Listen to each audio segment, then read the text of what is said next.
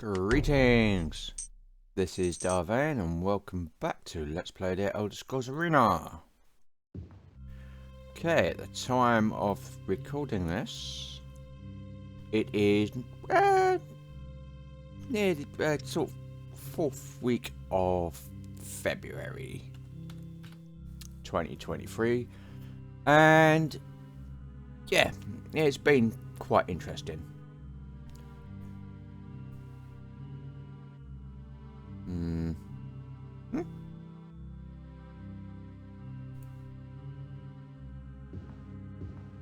Because last night at the meeting of Unite Community Barking Dagenham Havering, I was elected as campaign officer. So I'm pretty stoked about that.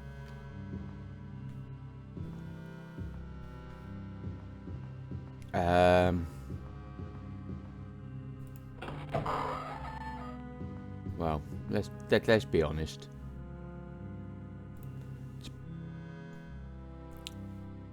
I was pretty much bouncing off the walls last night thanks to that.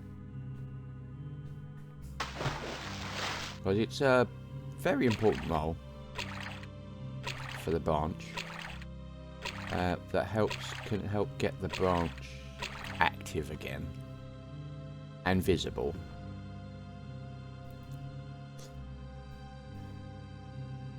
And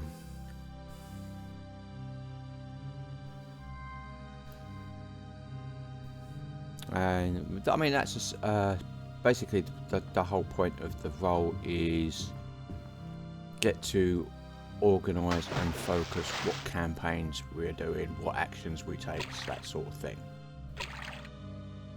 So basically it means that get to coordinate with the larger Unite community and Unite Union in trying to organise and motivate the branch in our actions. I get to coordinate and liaise with the CLPs and their actions, and so because we can help with canvassing as well, work with community groups across Barking, Dagenham and Havering.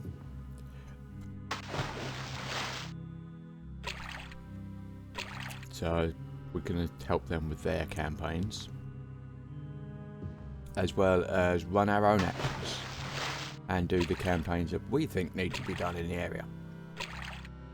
So it's a lot of work, but it's fun work.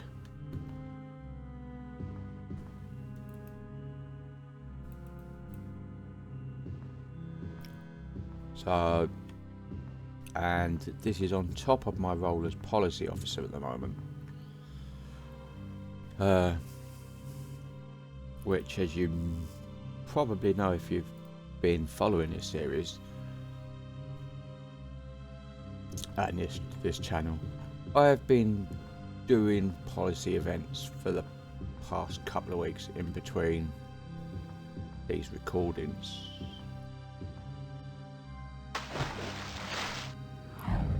Which have been going pretty well. A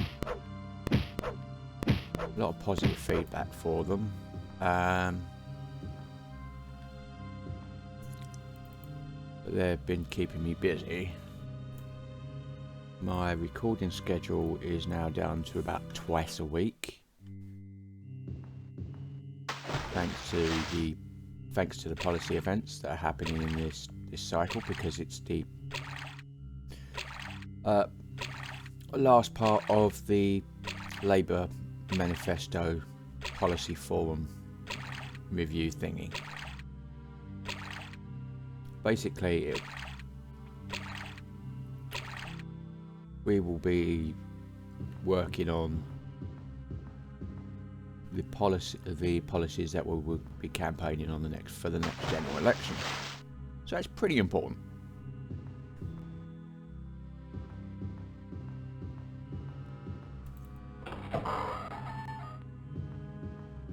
And obviously, as just one CLP in the thing. It'd be like we're working with a whole host of people, whole committees and stuff with Labour to get that done. Which is cool. But I think if that being campaign officer for Unite Community Barking-Dagenham and Havering, as well as applying the experience that I have being former branch secretary, having stood down when I moved out of the area with my late partner,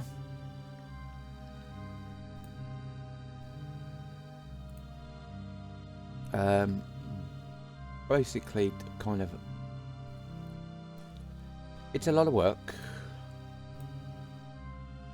and but fulfilling work.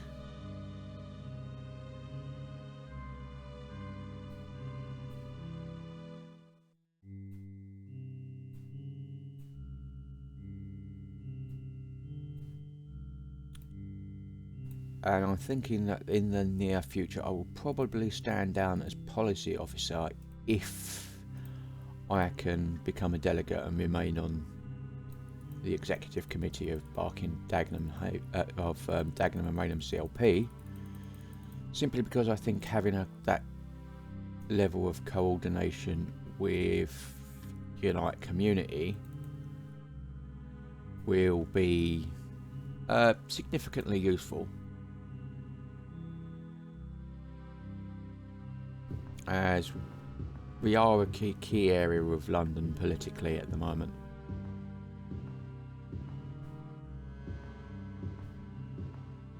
In terms of the future of this channel, well, I'm not giving up the channel, so no need to worry about that. Because it's useful as a de-stressing tool. What I will probably do, I mean, like I said, my recording is currently bound down to about twice a week, and what I do is usually record a block and then go on to do the other stuff I need to do.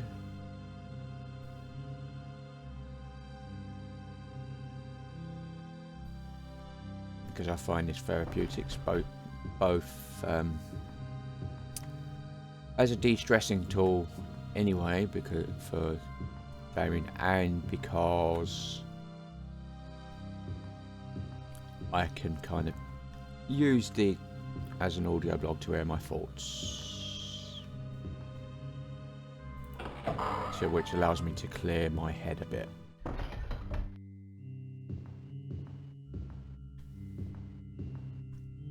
I don't always use it, just kind of when I've got stuff to say, like now.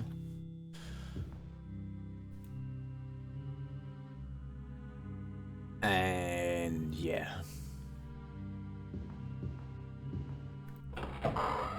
So I'll definitely be keeping the channel going.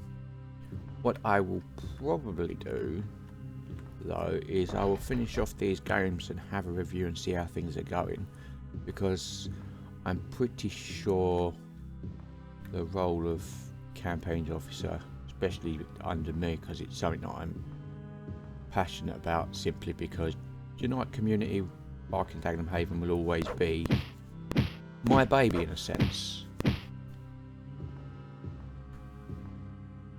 I kind of in that kind of personal kind of, I want to see it succeed.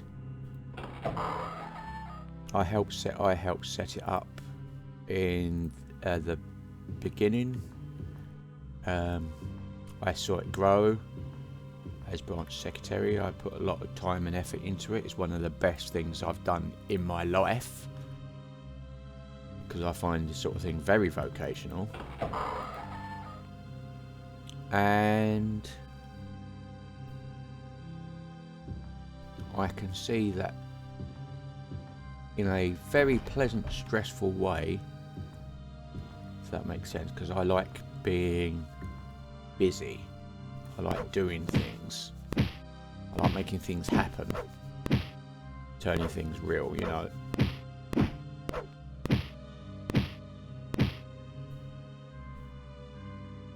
I mean, I would class myself both as a thinker and as a doer. And I would say a big part of that is probably my autism.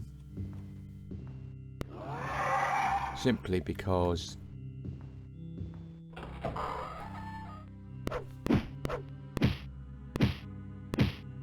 basically, like most autistic people, when you get when you can engage their passions, when their passions are engaged, they can be very, very productive, very, very active, and very, very, well, the best way to put it is fast.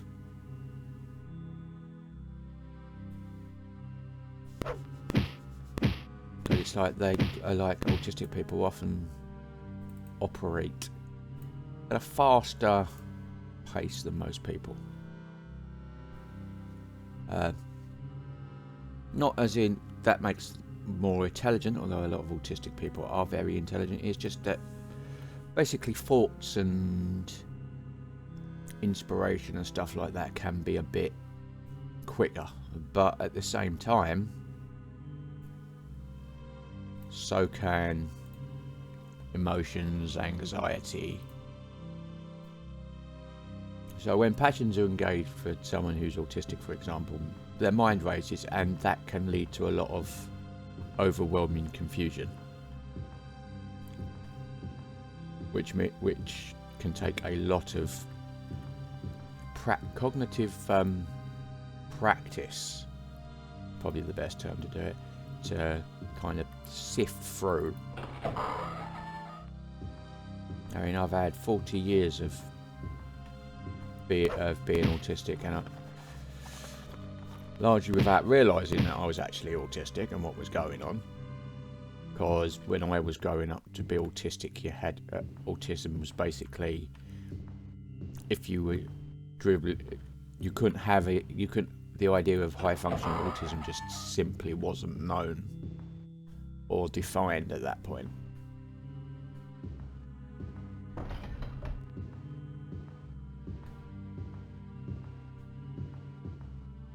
Although I can see that a lot of my traits that I've had growing up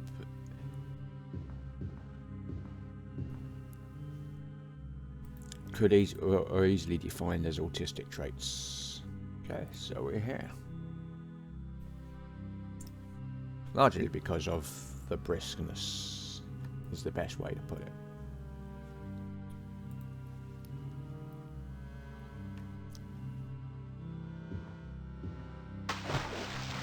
I mean, trying to find out what's going on with me pretty much meant that I learned a lot and became an expert about autism in a way. And it has allowed me to help a lot of other people, especially with signposting.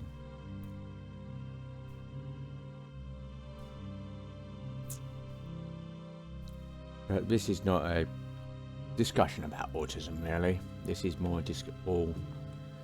barely a discussion about me. It's more a case of, you know, this is how I am, this is what I can do, and I can be quite obsessive about it, which can make me kind of hard to deal with, because it means I can kind of end up bombarding people with messages, and organisation and getting things done.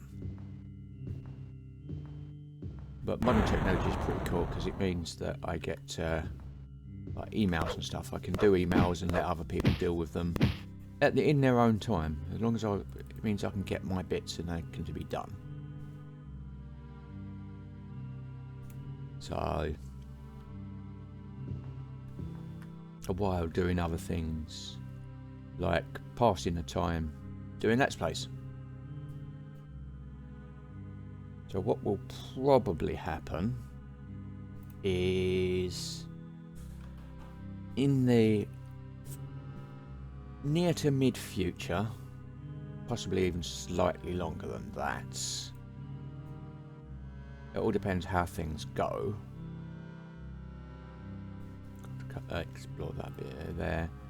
We'll probably stand down as policy officer and let someone else have a go. I mean, I've loved the job. I love doing it. I'm halfway through these policy events. It's fun to talk with people. It's fun, especially about policy. It's fun to see what people want.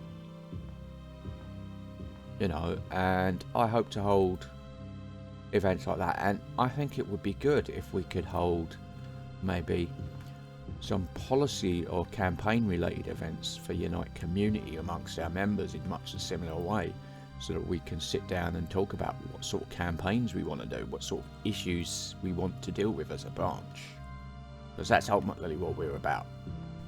We're about community representation and what's going on in the branch, and it would be nice to have some kind of social events and things like the policy meeting.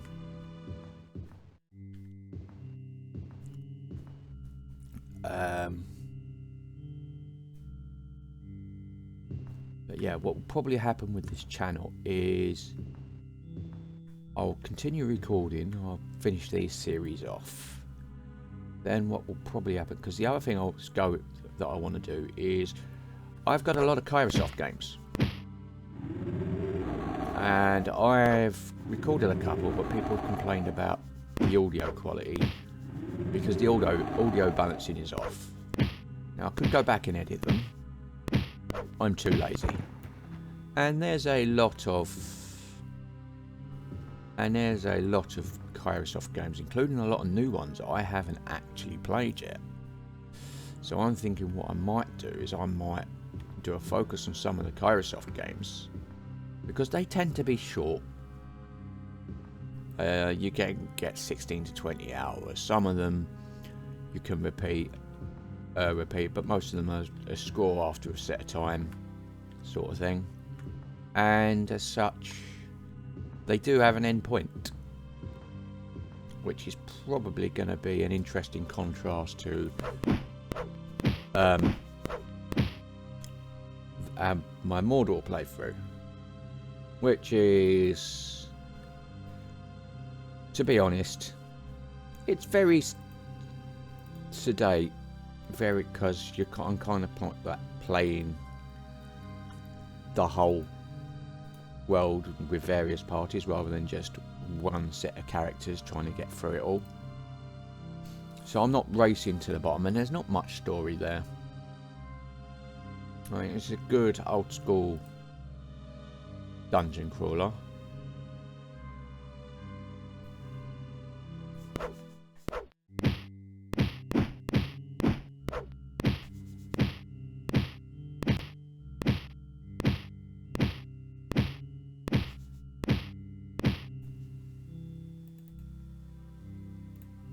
And if anyone's watched my series, you know that I kind of get into a solid groove about what I'm doing with that one. Which is great, because it means I can kind of do it without thinking a lot of the time and get into a stream of consciousness type relaxed state if I want to.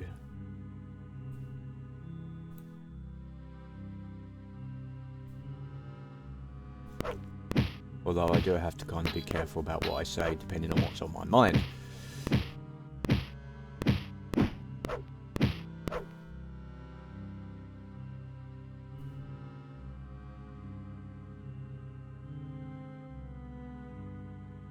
And interestingly enough, the kind of dungeon grinding and stuff in this game works in a similar manner, to be honest. I mean, there's no time limit to this game. I'm not rushing. This is a random dungeon. So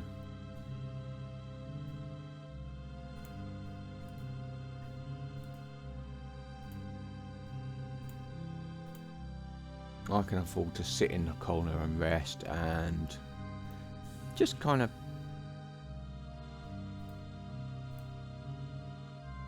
take it easy in a way. I mean, it's challenging but not challenging once you get into a groove. I mean, the hardest part, of course, is because I'm level 19 and going on to 20, is actually resting when you're at low health, basically being bombarded by fire demons. You know, but that's like RNG issues. Welcome to the old school, especially in video games, where basically the grind and the challenge is what made up the game in many cases, because it's what we had. And as much as I love doing old games, and I do on Vet, they can tend to be a bit of a bigger commitment, and I'm probably going to end up reducing my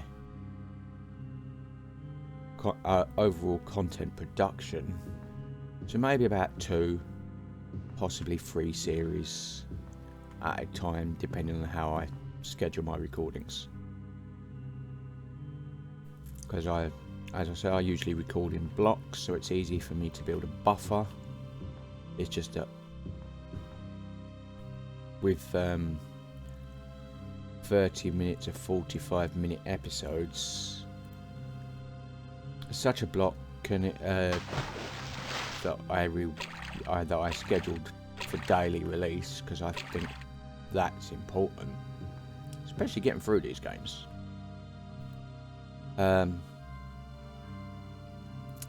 Means that I have to kind of do 2 blocks of recording a week, just to kind of tread water, as it were, on one series.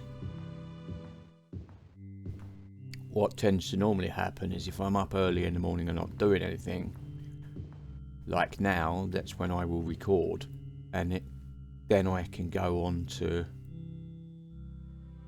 kind of what I need to do for the day. I know I'm getting old, because I tend to have to nap in the afternoon if I'm not up doing something. It's like, if I'm out and about, the stress and adrenaline of being out and about keeps me awake. But if I'm indoors, quite often that same level of stress, because I'm not doing anything, will kind of just make me tired, and I'll end up having to have a nap to kind of recalibrate, as it were. Which, to be honest, you know, it is something that I've started doing, but it kind of fits with a pattern due to overstimulation and my autism and stuff like that.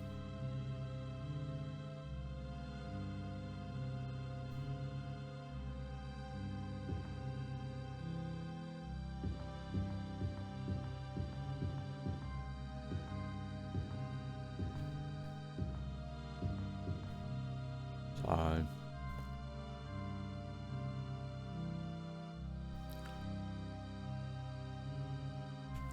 and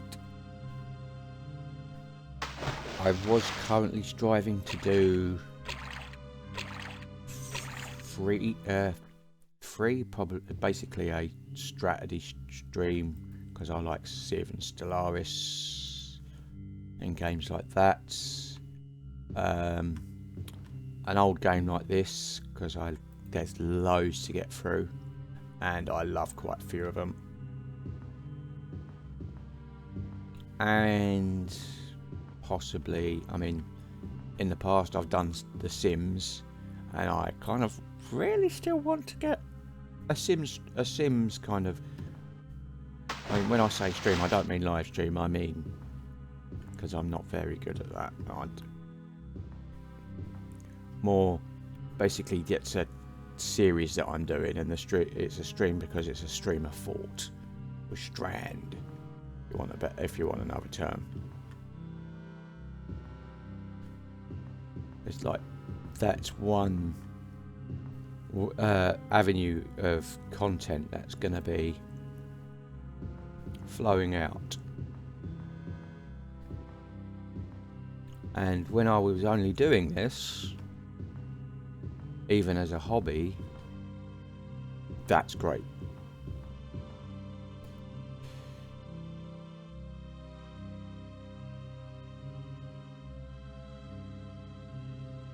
I mean, I do have a Patreon, and I'm currently on state benefits because of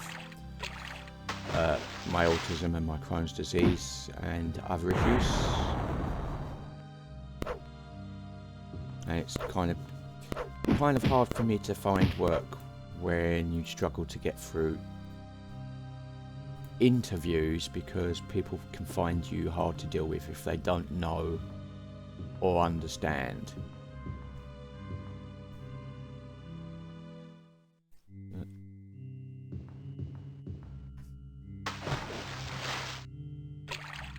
I mean, a lot of people can see, and this is not much kind of how awesome I am, it's just that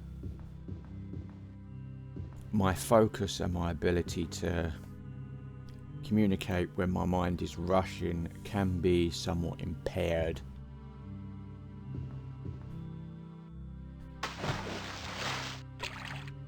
And I tend to kind of prefer dealing with people kind of through written messenger sort of thing, just simply because it allows me to remember what I'm saying rather than repeat myself over and over again, which if anyone's been watching these videos knows that I kind of do quite often.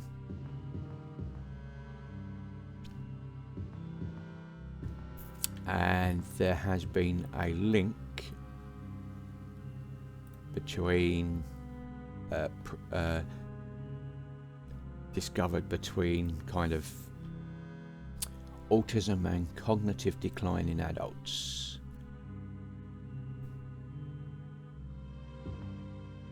And the sort of principles of that is because of the overstimulation and the way the nervous system works, because everything's racing.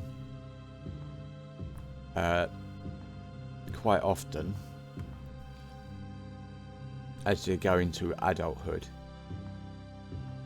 the nervous system's kind of, especially like in the brain sort of will degenerate. Other areas of the nervous system can also degenerate because they simply burn out and aren't replaceable.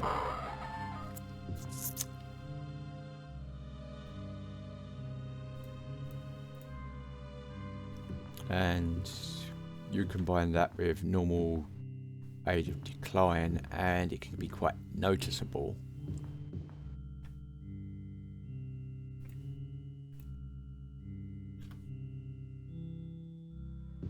I mean, the other thing I've got to deal with is that I currently get support workers come and help me.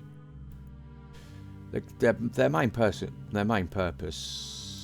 is basically to make sure I'm okay, to help me deal with my anxieties, to kind of put my thoughts in order, make sure I take my medication every day, and now I'm kind of doing the day-to-day things and not being overwhelmed. That's the point.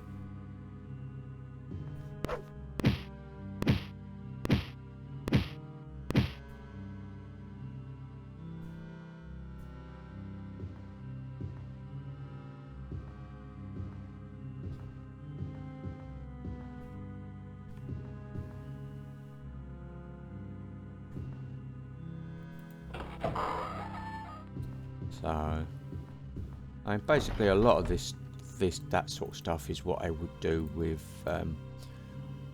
my late partner Sean, but since she passed away several years ago now, like, I don't have her to rely on, and my mother's getting old. She's turned 65. She's a pensioner now.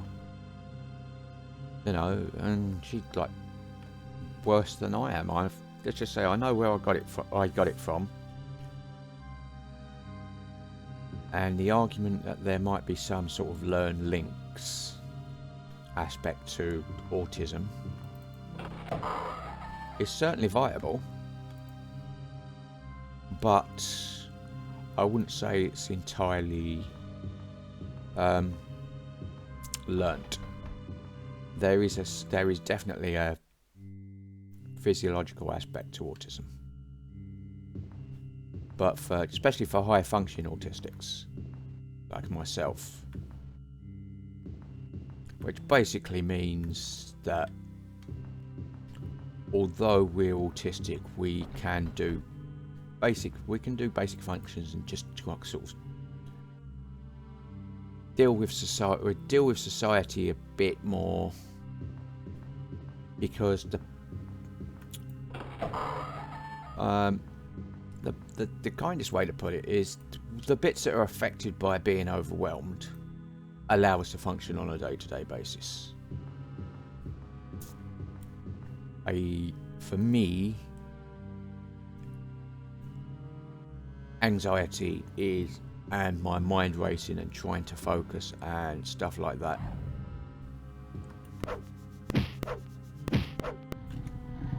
can be a big issue.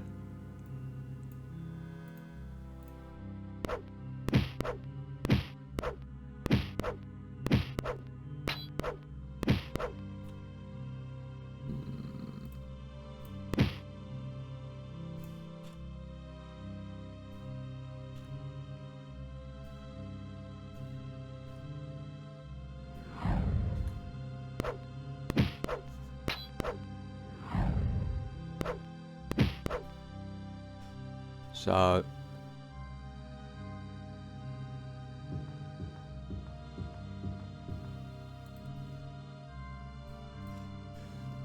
whereas some manifestations for autism, for example, can leave people completely incapacitated, because it really depends on what part of the nervous system's being overwhelmed and how the mind responds to it. You know.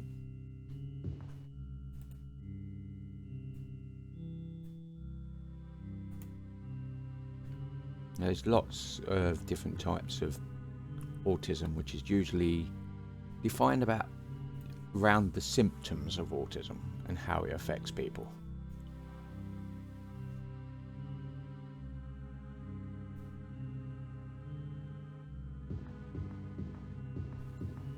And there's quite a lot of basic traits that are shared. The obsessive tendencies, for example.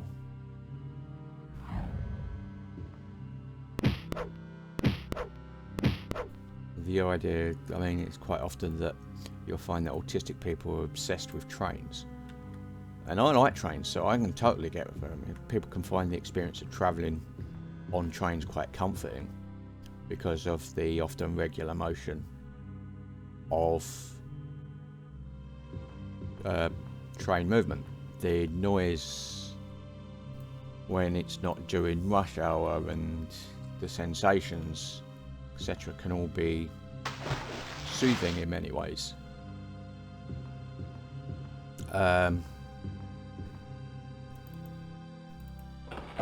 I guess it's became more of a discussion about autism than I expected it to be, but never mind.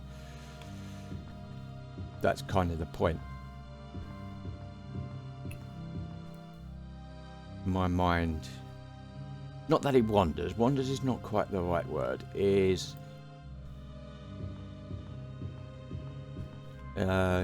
as I said, goes quite into stream of conscience mode. At the moment it's literally brain to mouth, talking about what comes up as I'm thinking about it. There's no planning, no script, no sort of focus and dedication. And that's kind of like what I enjoy about doing these recordings in a way. It gives me that freedom.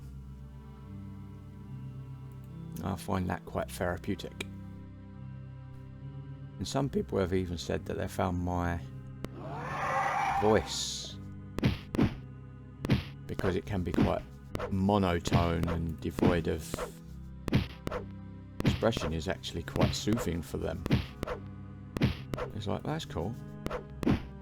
I personally don't like my voice. I think it's... But then it always seems different for me when I listen to it. You know, I mean, when I hear my voice, it feels incredibly deep. But I hear it recorded and it's often not as deep. It's often not as deep as I think it is. Not quite sure why that is. I think it might be because I'm more registering the vibrations in my voice. Really?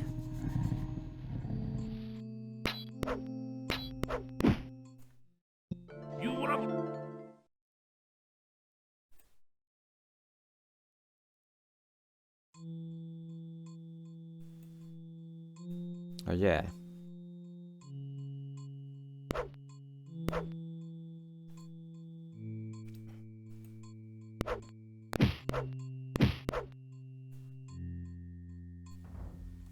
I mean, it's like, it seems deeper to me because I can feel it through my throat.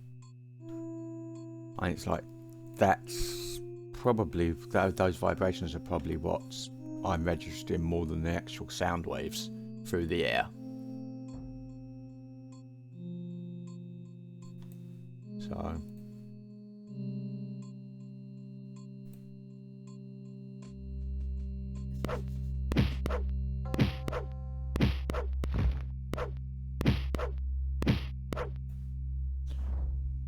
which is cool.